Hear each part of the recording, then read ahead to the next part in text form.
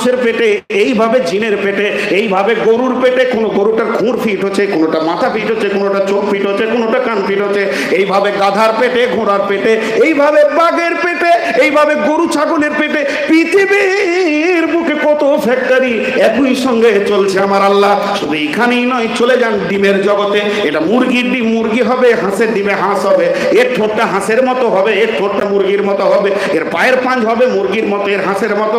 এটা টিয়া পাখি, ঠোঁটটা লাল হবে, দোয়েলের ঠোঁটটা কালো হবে, পাছাটা লাল হবে, একে কালো পাখনা দিতে হবে, বককে সাদা পাখনা দিতে হবে।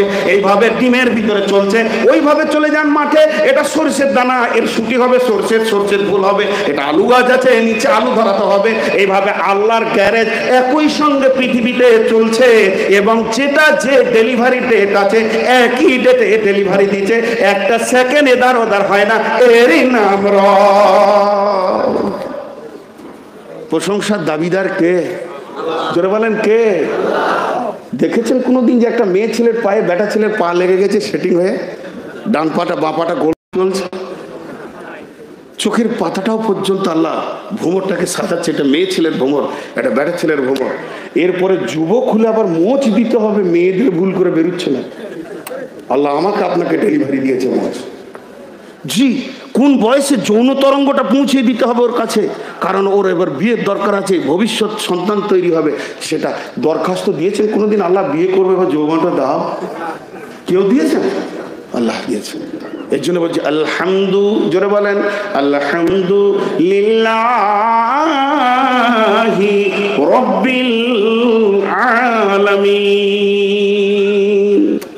আপনারা জোরে বলছেন না কেন? জোরে বলবেন তো ভালো লাগবে। বক্তা তো আপনার হয়। যে আমি ওপরে বসে আছি, আমার দাম বেশি না আপনার দাম বেশি?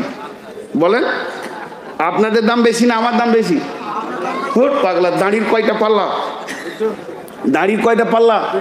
যেটা ভারী বেশি সেটা নামতে না উপরে। আপনাদের দাম বেশি, আমার মাল নাই বলি ওপরে চলে এসেছি। বান্দর তো ডালিই বসে রে বাবা। তো আপনারা দামি বেশি, আপনারা আমাকে বকাবেন, আপনারা আমাকে সাপোর্ট করবেন, তবে আমি আগাতে পারবো। প্লেয়ার নাই, দর্শক প্লেয়ার, দর্শক নাম্বার দেয়। তো অতএব আমরা সকলে আবার মহব্বতের সঙ্গে প্রথম আয়াতটা পড়ি। এত ব্যাখ্যা পেলাম একটা আয়াতের ভিতরে। এটা একটা গাধা ব্যাখ্যা দিল, একটা বাঁদর যার কোনো জ্ঞান নাই সে ব্যাখ্যা দিল। আর যারা বড় বড় সার্জেন বসে আছে এরা যদি ব্যাখ্যা দেয়, এটা তো 1 ঘন্টা গেল, এটা 1 মাসে শেষ হবে না। একবার মহব্বতের সঙ্গে সবাই বলি আলহামদু, জোরে বলেন আলহামদুলিল্লাহি রাব্বিল আলামিন। যাত্রা রিহার্সাল চলছে, ওরা দেখছে এই ফাঁকে যাত্রা রিহার্সালটা সেরে দিয়ে, অনেকক্ষণ কাজে ব্যস্ত ছিল তো, কত রকম চলছে রে ভাই।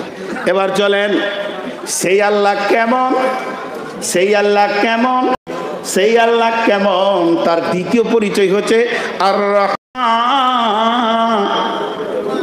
রহিম। জি, আমি খোদ বলেছি মাদ্রাসায় নতুন শিক্ষক ঢুকেছি, আর পুরাতন শিক্ষক হচ্ছে আমার নাত জামাই ফারুক সাহেব, আপনাদের হেড। তো আমি নতুন শিক্ষক, এখন সেক্রেটারি বলেছে আপনারা দুজনে ওই হাজির কাছে কালেকশন করতে যান। তো আমি নতুন হাজিকে চিনি না, এই নিয়ে আমাকে নিয়ে চলে রাস্তায় যেতে যেতে বলছে নানা কি ভাই, হাজি সাহেব খুব কড়া মাল, তখন কলজেটা শুকিয়ে গেছে। আমি বলছি তাহলে আমি পেশাব করি মসজিদে, আপনি তাড়াতাড়ি ঘুরে আসেন। মানে যাবো না, ও কড়া মালকে দেখা করবো না। হয় কি হয় না ঘটনাটা? মানে ও পুরাতন শিক্ষক, আমি নতুন শিক্ষক, আমাকে রাস্তায় বলতে বলতেছে ওরে সুবহানাল্লাহ হাজি আব্দুর রাজ্জাক ইন্নালিল্লাহ। ওর নাম লিয়ে না, ওর নাম নিলে মাদ্রাসাতে পানি খেয়ে বেরোতে হয়, কলজে শুকিয়ে যাবে, খুব কড়া মানুষ। আবার ওইটা উল্টিয়ে দেন, জি আব্দুর রাজ্জাক এত ভালো আলিম, দেখলে কলজেটা খেতে দেবে, কি দরকার, আগে খাওয়াবে তখন ছাড়বে। তখন মনটা চাইবে চ তাহলে। গত বছর কত দিয়েছিল? 50,000, এবছর 70,000 আদায় করবো। কারণ যখন মানুষ নরম হয় তার কাছ থেকে পাওয়ার আশা হয়। মালদার আবার নরম, পাওয়ার আশা আছে, মালদার কড়া যাব না। তা আল্লাহ বলছে আমি বিশ্ব পালনেওয়ালা রহমানুর রহিম পরিচয় দিতে। দেখ, চলে আয়, চোর আয়, লম্পটায়, বেঈমানাই, দিব, আয় আয় আয় দিব।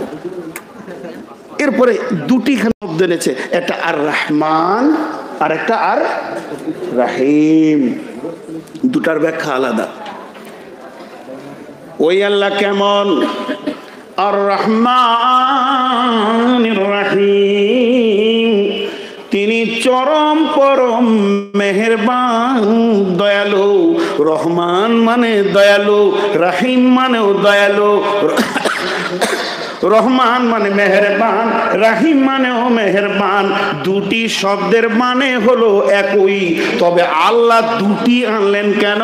রহমানুর রহিম, তিনি চরম মেহেরবান, তিনি দয়ালু। একই মানের দুটো শব্দ আনলেন কেন? জগৎ কয়টা? দুইটা। জগৎ কয়টা? এটা ইহকাল, পরকাল। রহমান হলো ইহকালের জন্য, রাহিম হলো পরকালের জন্য। রহমান ফিদ দুনিয়া, রাহিম বিল আখিরাহ।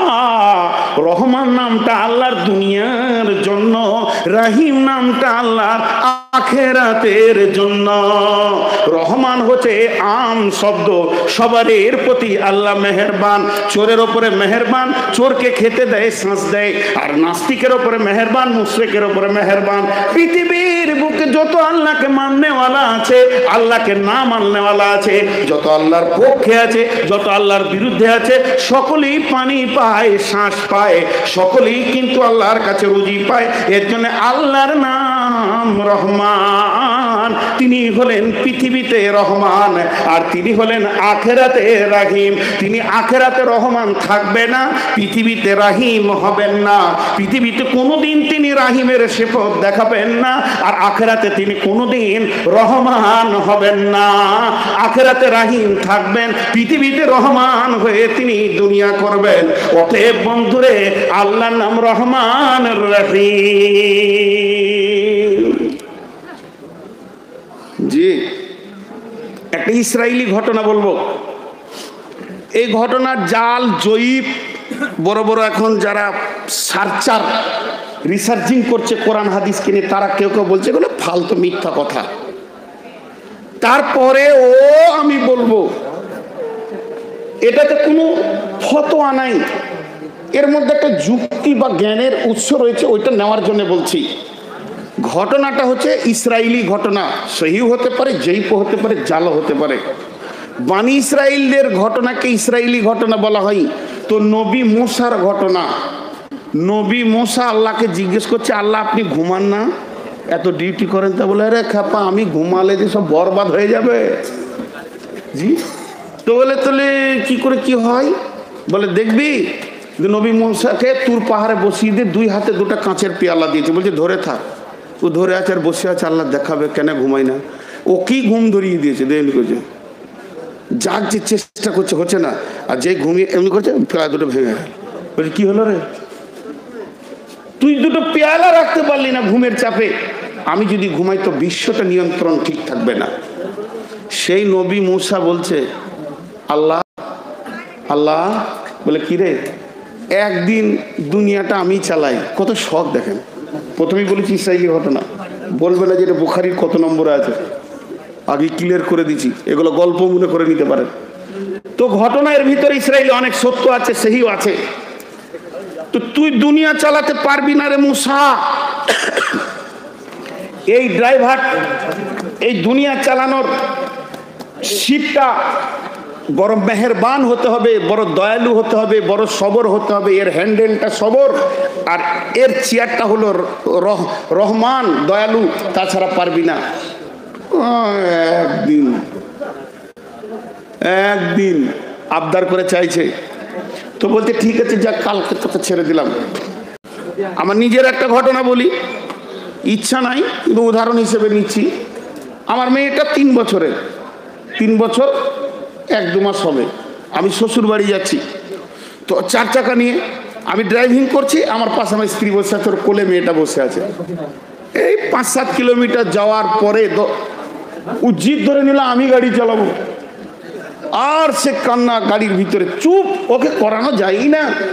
ও বলছে গাড়ি আমি চালাবো, হ্যান্ডেল ছেড়ে দাও। কি করব, সিটটাকে একটু পেছিয়ে নিয়ে কোলে বসিয়ে নিলাম, হ্যান্ডেলটার হাতে দিয়েছি।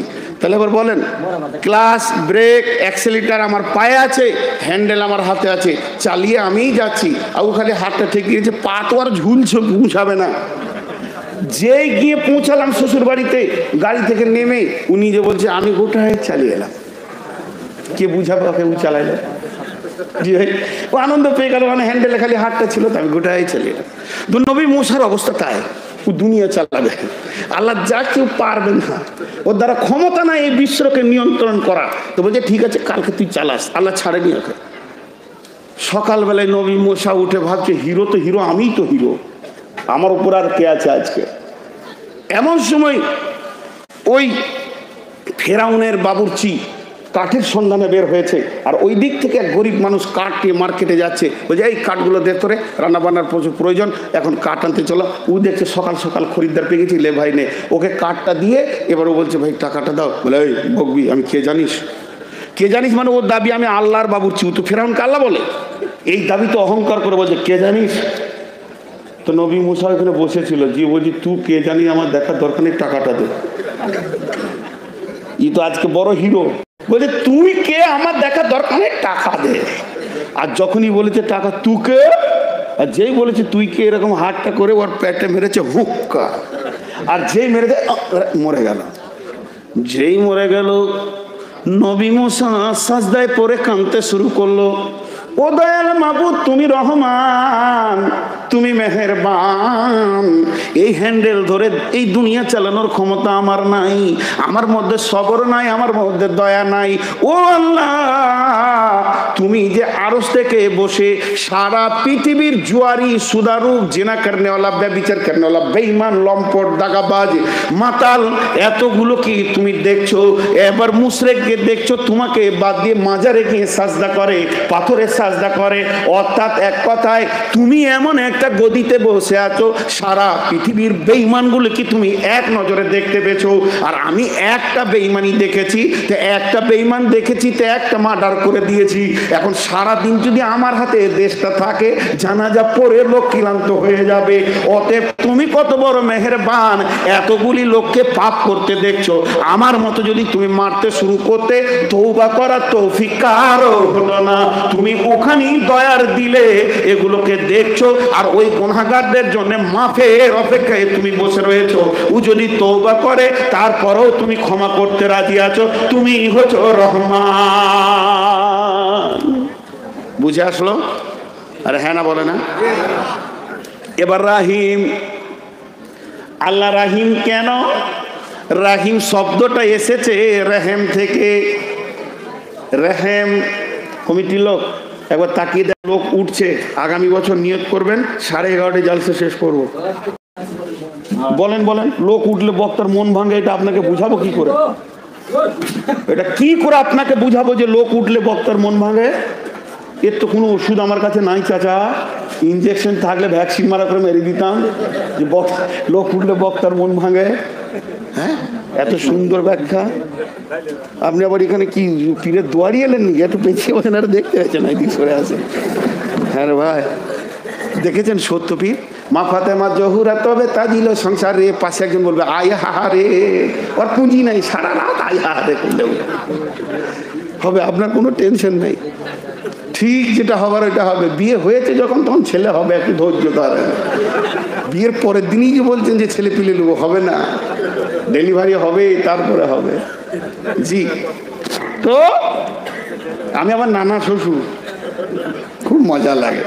তো এখন যে উদাহরণটা আপনাদের সামনে দিচ্ছি, মেয়েদের পেটে যেটা বাচ্চা থাকে ওটাকে ভালো বাংলায় বলে জরায়ু, আর সাদা বাঁকায় বাংলায় বলে ওটাকে বাচ্চা থলি, আর আরবিতে বলা হয় রেহেম। রেহেম থেকে রহিম। আল্লাহ হলেন রহিম, মানে কিয়ামতের মাঠের দিনে তিনি রহিম, সেদিন তিনি রহমান থাকবেন না। এবার একটা উদাহরণ দিই, উদাহরণটা ভালো করে শুনেন। আমার একটা বাচ্চা, উদাহরণটা মন দিয়ে না শুনলে বুঝতে পারবেন না। কি হলো? আমাকে মারবে বলছে নাকি? বলছে শুকিয়ে গেল রে। হ্যাঁ, এখানে সেক্রেটারি কটা আছে আল্লাহ জানে। এই দিক থেকে এক সেক্রেটারি আসছে, ওই দিক থেকে এক সেক্রেটারি আসছে। সারা বছর যাদের খোঁজ থাকে না মাসায়, তারা এবার জালসা দিনে বড় গলা করে লাফায় সব জায়গায়। ওই জন্যই টাকা গেলি যে ওই দালালি করবে, আর মাদ্রাসা ব্যথানে চালাইছে তারা দালালি করবে না। তো আমি যেটা বলছি উদাহরণটা ভালো করে শোনেন, আপনারা মন দিয়ে শুনছেন তো? সবাই একবার বলেন আলহামদুলিল্লাহ। সূরা ফাতিহার ব্যাখ্যা চলছে। তো আমার একটা বাচ্চা এই মাত্র জন্ম দিল আর আমার স্ত্রী মারা গেল। তাহলে আমার বাচ্চাটা তার মাকে 2 ঘন্টাও পেল না। এরপরে আমি দ্বিতীয় বিয়ে করলাম। দ্বিতীয় মা স্ত্রী এসে ওই বাচ্চাটাকে দেখছে তো সৎ বাচ্চা। এই বাচ্চাটার যখন 1 বছর বয়স হলো, তখন ওর পেটে আর একটা বাচ্চা পৃথিবীতে এলো। ওর রেহেম থেকে এলো, ওর জরায়ু থেকে এলো, কিন্তু এইটা অন্য মেয়ের জরায়ুর বাচ্চা। তাহলে 1 বছরের ডিস্টেন্সে 2টি বাচ্চা ওপর দিকে উঠছে। একজনের বয়স হলো 4 আর একজনের বয়স হলো 5। যেটা বাচ্চার বয়স 5, ওই বাচ্চাটাকে আমার ভাই নিয়ে গেছে কোনো কাজে, আর আপনি গেছেন আপনার স্ত্রীকে নিয়ে আমার বাড়ি বেড়াতে। তখন আমার স্ত্রী আপনাকে চেয়ারে বসিয়ে দিয়েছে, আর আমি আপনাকে নিয়ে বটোখানায় বসে বসে গল্প করছি। আর আমার স্ত্রী তার বাচ্চাটাকে নিয়ে সুন্দর করে গোসল করালো, আর এমনি করে করে ময়লাগুলো সাফ করলো। গোটা শরীরটাকে সাফ করে তেল মাখিয়ে, সাবান দিয়ে, শ্যাম্পু দিয়ে গোসল করিয়ে সুন্দর করে কাপড় পরিয়ে দিল। একটা বাচ্চার পেছনে 1.5 থেকে 2 ঘন্টা মা ব্যয় করলো। আর আপনার স্ত্রী টকটক করে নজরে দেখলো। যখন সে বাড়ি ফিরছে তখন গাড়িতে আপনাকে বলছে, মৌলানা সাহেবের বিবিকে দেখলাম, সে বাচ্চাকে হৃদয় দিয়ে ভালোবাসে। ও বাচ্চাকে যত টাইম দেয়, আমি 5টা ছেলের মা এখনো অত টাইম দিইনি। বাচ্চাকে যে সুন্দর করে সে গোসল করায়, আমি এখনো অতটা ভালো কোনোদিন কোনো ছেলেকে বাসিনি। এই কথা বলতে বলতে সে বাড়ি চলে এলো। এক কথা আমি বলতে চাইছি, ওর ভিতরে ধারণাটা ভুল ঢুকলো। তার কারণ হচ্ছে ওইটা ওর নিজের পেটের বাচ্চা, এর জন্য এত ভালোবাসলো। ও চলে যাওয়ার পরে পরে আমার সে আগের বিবির বাচ্চাটা বাড়িতে আসলো। তাকে দেখে মনে হচ্ছে গরু, ছাগলের বাচ্চা, কুকুরের বাচ্চা, শিয়ালের বাচ্চা মনে হচ্ছে। তার গোটা গাটা নোংরা, কাপড়টা সে নিজেও কাচতে জানে না। আমিও 15 দিন বাড়িতে ছিলাম না। সে একবারে নাকে পোঁটা থেকে নিয়ে গোটা শরীরটা এতিম হালাতে ঘুরছে। তবে একই ওরসের বাচ্চা, একই বিছনের বাচ্চা, একই শুকারানোর বাচ্চা, কিন্তু একটা মেয়ে একটা বাচ্চাকে এত সময় দেয় আর একটা বাচ্চাকে চোখে দেখতে পায় না। তার কারণটা হচ্ছে কি, রেহেমের সঙ্গে সম্পর্ক। এটা ওর জরায়ু থেকে এসেছে, এটা ওর সতীনের জরায়ু থেকে এসেছে। এর জন্যে ওর দিকে এর মহব্বত হয় না। মা বোনেদের ভিতরে এমনও পাষাণী সৎ মা আছে, সে তার নিজের সতীনের বাচ্চাকে কেটে পিস করে নদীতে ভাসিয়ে দিয়েছে, তুতি দিয়েছে। লাখো খবর পেয়ে যাবেন। অতএব আল্লাহর নাম রাহিম, রেহেম থেকে আসলো। এবার গোটা কোরআনটাকে 1 মিনিটের জন্য জরায়ু মনে করলেন, গোটা কোরআনটাকে 1 মিনিটের জন্য বাচ্চার থলি মনে করলেন। এই পৃথিবীতে যতজন কোরআনকে মেনে কিয়ামতের মাঠে যাবে, এই পৃথিবীতে যতজন কোরআনকে গ্রহণ করে কিয়ামতের মাঠে যাবে, আল্লাহ তাদের উপরে মেহেরবান হয়ে যাবে, তাদেরকে ভালোবাসবে। আর যারা কোরআনের বাইরে চলবে, তাদেরকে আমার আল্লাহ চোখের সামনে টেনে নিয়ে গিয়ে জাহান্নামে ফেলবে ফেরেশতাতে। আল্লাহর দিলে এতটুকু ব্যথা হবে না। এর জন্য আল্লাহর নাম রাহিম। এটা একবার চেঞ্জ করে দেন। দুনিয়াতে যদি আল্লাহ রাহিম হতেন, 1 বেঈমান পানি পেত না। আর আখিরাতে যদি আল্লাহ রহমান হয়ে যেতেন, 1 মুশরিক জাহান্নাম যেত না, সব জান্নাত চলে যেত। এর জন্য আল্লাহর নাম রহমানুর রহিম। তিনি দুনিয়াতে রহমান, আখিরাতে রহিম। চলেন মহব্বতের সঙ্গে আবার একবার আয়াতটা পড়ি। সবাই পড়বেন, এই আমি দাবি রাখছি আপনাদের কাছে। বিসমিল্লাহ পড়ছি, সবাই পড়েন 2টি আয়াত। বিসমিল্লাহির রহমানির রহিম। জোরে বলেন, আলহামদুলিল্লাহি রাব্বিল আলামিন আর রহমানির রহিম। তিনার ক্ষমতা কত! মালিকি ইয়াউমিদ্দিন, তিনি কত বড় ক্ষমতাবান! মালিকি, কঠিন দিন, একটাই দিন, প্রলয়ের দিন একটাই দিন, কিয়ামতের দিন একটাই দিন, বিচারের দিন একটাই দিন, ফায়সালার দিন একটাই দিন।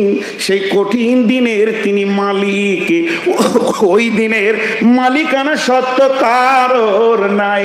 আল্লাহ লা ইলাহা ইল্লাহু আল হাইয়ুল কাইয়ুম লা তাখুযুহু সিনাতুন ওয়ালা নাওম লাহু মা ফিস সামাওয়াতি ওয়া মা ফিল আরদি মান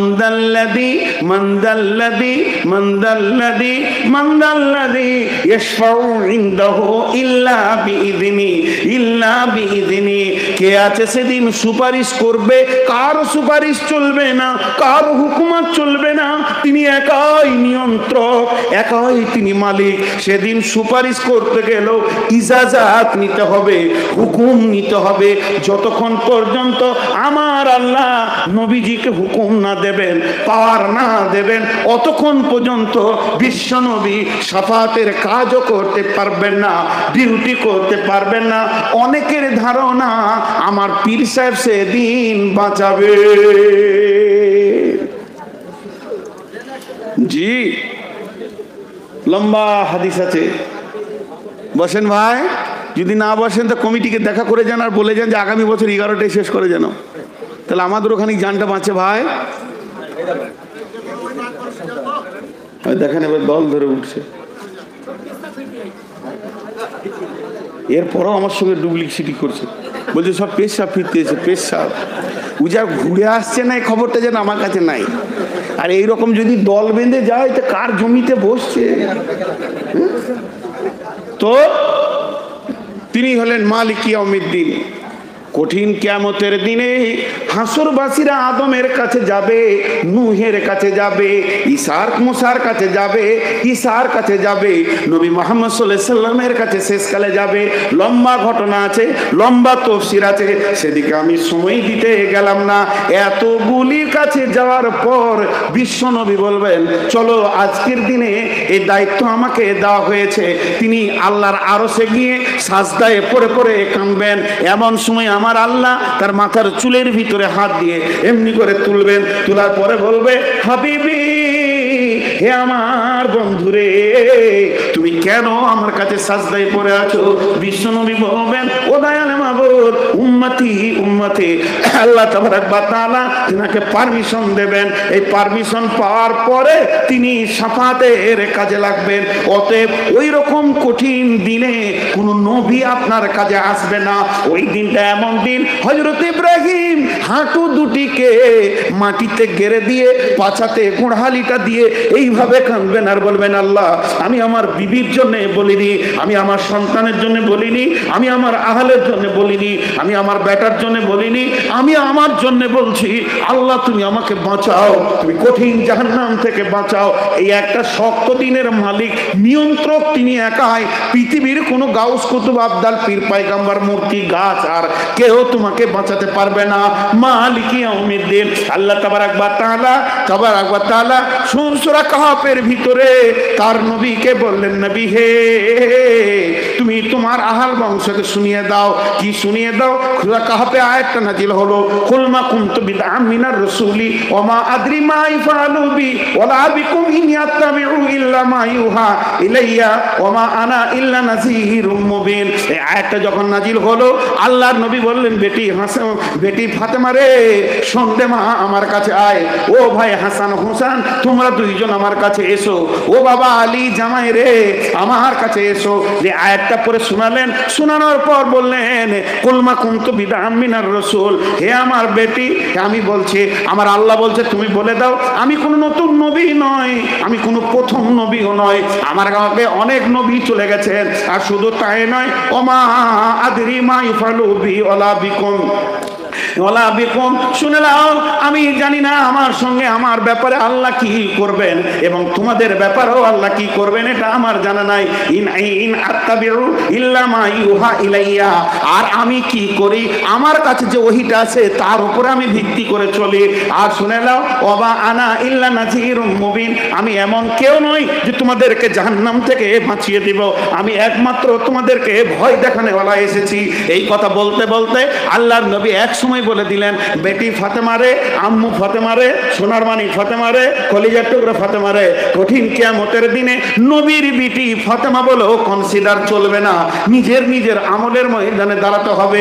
এর জন্য আমার আল্লাহ বলছেন মালিক ইয়াউমিদ্দিন, আমি কঠিন দিনের মালিক। সেদিনে কোনো পাইকারি হারে সোফা চলবে না, সেদিন নিজের মন গড়া কিছু চলবে না। পৃথিবীর ভিতরে কিছুটা স্বাধীনতা দিয়েছি, ওয়াহাদাইনাহুন নাজদাইন ইম্মা শাকিরা ওয়া ইম্মা কাফুরা, আমি তোমাদেরকে দুটো রাস্তা দিয়ে দিয়েছি, পারলে শুকরিয়া করো, না পারলে তুমি কুফরি করে দাও। এটা আমি তোমাকে স্বাধীনতা দিয়েছি, কিন্তু কঠিন কিয়ামতের দিনে আমি একাই নিয়ন্ত্রণ করব কোটি কোটি বিলিয়ন লোককে। আমি এক হুঙ্কারে ফাইন্নামা হিয়া জাজরাতু ওয়াহিদা, একটা হুঙ্কার মেরে জমা করে দিব এবং বিচার শুরু করব।